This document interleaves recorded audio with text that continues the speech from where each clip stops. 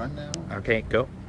Hi everybody, we're back. It's the day 2 of, here we are in Lake St. John, Roberval, Quebec, Canada, and I know I need to speak slowly because hello Brazil and hello all my fellow passionate people around Quebec, because they're following us now. We've just been at the press conference, and here is my good buddy mate, Pierre Lafonteine. Yes, Aussies, you remember him. He headed the Australian Institute of Sport, and Canada has stolen you again, Pierre. Oh, you know, it's always, sometimes it's time to come home and try to do your share to help your country, and I think it was maybe my time. Now, you must be mighty proud. I mean, here we are in Quebec. I've had the unique opportunity. Our friendship has been over 20 years now, and Pierre kind of coached me and helped me a few times when I came to Quebec and adopted me as the Quebecois, get that right, Quebecois did for many, many years when I raced here in this beautiful, beautiful province of Roberval. I'm really interested to know, because in the press conference you said a quote, and I'm not going to say it because you say it much better than me. I love his accent. So could you just say that quote again, and that'll open me up about the people here. Well, I think great things happen to people that are doing things unselfishly. I think it happens around the world, and I think it's happening here too. It's going to be a great event. These people in Roberval are so proud to host the world. Not just the organizer, but the community. I think Quebec all together. I think Canada's really excited to be able to have the opportunity to host the World Open Water Championship. And you know very well, there's a great history of open water. There's a little town not far from here called Latuc. And they used to have a 24-hour relay in a little round lake that people would go around. It was like 600 meter, and that was like 50 years ago. So. And no, I didn't do it. I do have brains. But I think that's the custom we have. I think people are excited with open water, and to me, the other thing is we got to use these events to develop our sport. To give passion, to give dreams, to allow people to go, wow, if you could do it, I could do it too. And what's amazing is and I want to say, it is a little town of 11,000 people, and it's a logging community. But as I well know, and when this event comes to town, and it is a festival, it is an event, it is an experience that everybody should experience. It's going to grow out to 50,000 or more in the next coming days. What is it about Quebec and about the passion for open water swimming? Is it about open water swimming, or is it just in the water? That the people drink it and they just want to come out and back athletes. Well, I think there's a bunch of things, but people are so proud to be able to host an international event, La Traversée, for 56 years. This little community is so proud, and interesting enough, there's like 11 people that swam Lake St. Jean from Roberval alone. None from the outlying communities, but 11 from Roberval.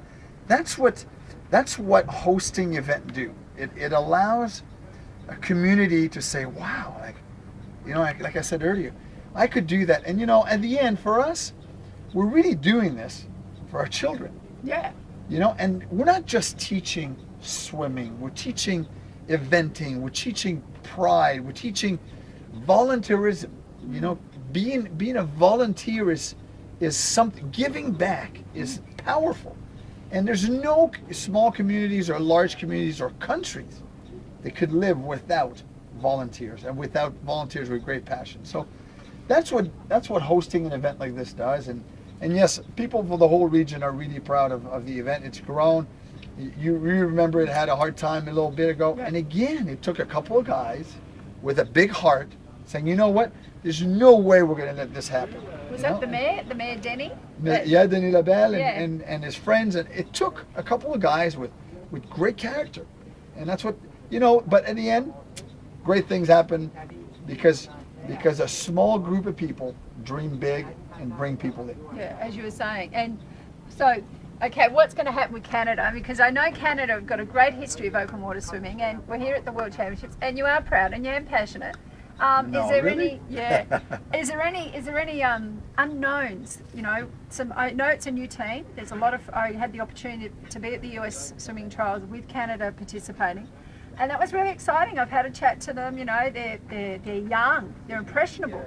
Do you see any of them kept rising to the podium or top 10? Well, young is a great asset. We and are. I'm not sure. Yeah, I remember. But I'm not sure. I think it's an asset because anything's possible. Yeah. I could tell you though that the field is an amazing field, and it's going to take these young guys not only just to be in the front pack, but the last 800, 1,000 meters requires also tremendous speed. Yeah. And it could only build with time. So there's strategies. I think that's what's so good about this sport. There's great strategies, and you're going to see great swims out of these kids. What I'm hoping that we have finished top 10. I'm hoping that these guys walk out of here going like, wow, I can't wait. I want to get ready for next year's World, and I want to be a contender. That's what I want to work on, and I think we're going to see that. And I could tell you that the kids, our Canadian kids, are here. They're not here just to participate. Yeah. They want to be in the game, and that's probably one of the turnaround of the Canadian swimming system. I think participation is nice. It is certainly something that we want to do as a nation. Great pride, but our top kids, they want to be in the game to win. And I think they've learned that from you. You've been a great leader in that, because I know that, I saw you in Montreal in 2005. And for those that didn't get to hear about it, it was in a rowing basin, and Pierre got on his little push bike. I remember, I got photos, don't you worry. And you were out there, you were there every stroke of the way. And, is there something that you impart with your athletes that they know? Because I know no Canadian quits. A lot of swimmers get out and say, oh, I got a sore shoulder, But I know you're passionate and you're proud and patriotic, like myself with my country. Is there anything you impart on them that they know they can't get out? That they leave it in the water, they give 100% on the day? I got to tell you that, first of all, I think a lot of the work is done by our coaches. I think our coaches are great ambassador for the sport, and they do an amazing amount of good work. I also think that Canadians are a tough bunch. For sure that they're not quitters, and for sure that they're not getting in the business of doing this just to do it. I think you're going to see some character building that are rare to see, and we can't imitate just on a day-to-day life. And I think that's the great things. And we have to build our nation on character. We, not just as a swimming nation, but our nation has to build on the fact that our values and our character are some of the greatest in the world. And you see that in our swimmers. They don't want to be there and quit, and they know that if they do, they let their team down, and it's not going to happen. Because this is a very harsh climate around here. This lake is frozen 9 months of the year, and probably climate change. It's 8 months now, and the water's extraordinarily warm. I had a swim this morning. It was delightful. It was fresh. It was as the sun came up, I felt like at home as always. I was just wondering, that resilience, is it the harshness of the Canadian environment that, they don't take anything for granted? Or is it something that's been passed down through generations? Yeah, it's amazing what northern climates do to people. But, I think Canadians just love to live for the day. If we're giving a huge snowstorm, well, let's celebrate the snowstorm. If we're given a beautiful day like today, let's take it on. And I think you have to live the moment. Very much like the swim. You got to swim the moment, and worry about tomorrow. And I think I've lived in great countries, and I've been blessed to live in the U.S. and I've been blessed to live in Australia. And I could tell all the Australians that I certainly enjoy living in Canberra.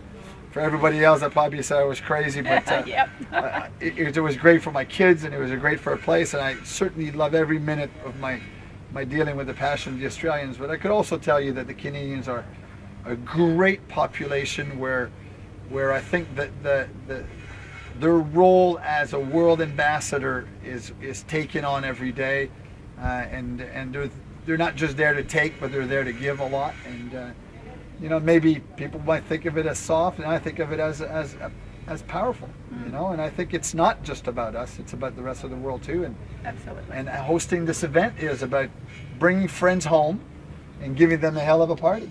Well, on that note, I want to say thanks for welcoming me home. It's great to catch up with you again, and I saw about three of my buddies from Quebec, from here in Lake St. John in Roberval, that I hadn't seen in 16 years. There was a lot of emotion. I know there's going to be a lot of emotion for me for the next few days. So, thank you very much, and stay tuned. We're going to have Pierre back on stage in the coming days. So, thanks, Pierre. Thank you very much. Ciao.